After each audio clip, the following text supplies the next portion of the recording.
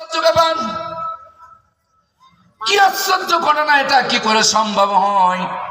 এটা তো জীবনে কোনোদিন আমি দেখি নাই।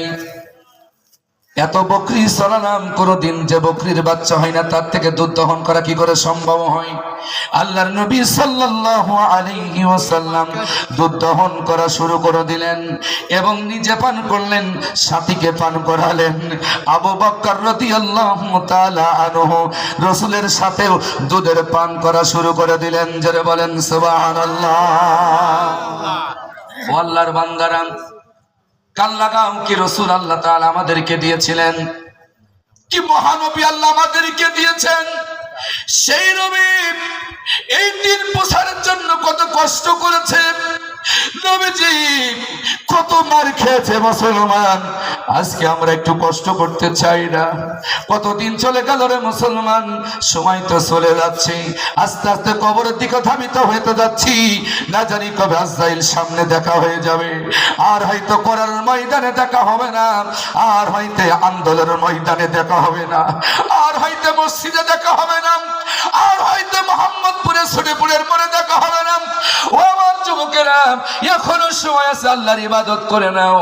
আল্লাহ রাব্বুল আলামিন অন্য আয়াতের ভিতরে কি চমৎকার করে বললেন, ইয়া আইয়ুহান নাসু উবুদু রাব্বাকুমুল্লাযী খালাকাকুম ওয়াল্লাযীনা মিন ক্বাবলিকুম লাআল্লাকুম তাত্তাকুন।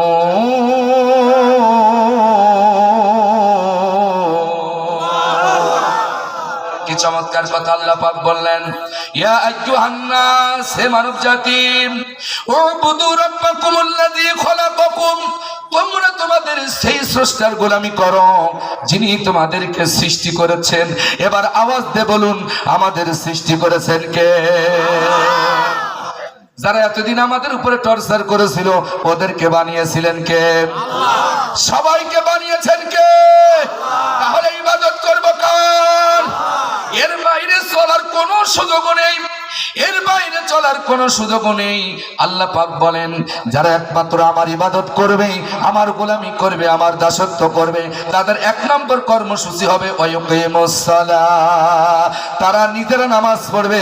সমাজে যারা পড়ে না তাদেরকে পড়াবার জন্য কিভাবে তাদেরকে নামাজি বানানো যায়, কিভাবে তাদেরকে সৎ মানুষ বানানো যায়, কিভাবে তাদেরকে নামাজের পথে আহ্বান করা যায় এবং নামাজ পড়ানো যায়, সে আন্দোলন করবে। আল্লাহ পাক বলেন, আমার ইবাদত যারা একমুখী হয়ে করবে, খালেস নিয়তে করবে, তাদের এক নম্বর দায়িত্ব হবে তারা সমাজের ভিতরে নামাজ কায়েম করে দিবে। জোরে বলেন সুবহানাল্লাহ। যেমন অন্য আয়াতের ভিতরে আল্লাহ তাআলা বলেন, আল্লাযীনা ইম্মাক্কান্নাহুম ফিল আরদ আকামুস সালাহ। সমাজে যারা ক্ষমতা পাবে, যারা ক্ষমতা নিয়ে যারা নাসা করবে, সমাজে তারা নেতৃত্ব দিবেন, তাদের এক নম্বর দায়িত্ব হবে রাষ্ট্রের ভিতরে তারা নামাজ কায়েম করে দিবে। জোরে জোরে বলেন মারহাবা। আজকে কি সমাজে নামাজ কায়েম আছে? না। তাহলে আপনারে পড়া লাগবে। যদি মুসলমান দাবি করে থাকেন, যদি ঈমান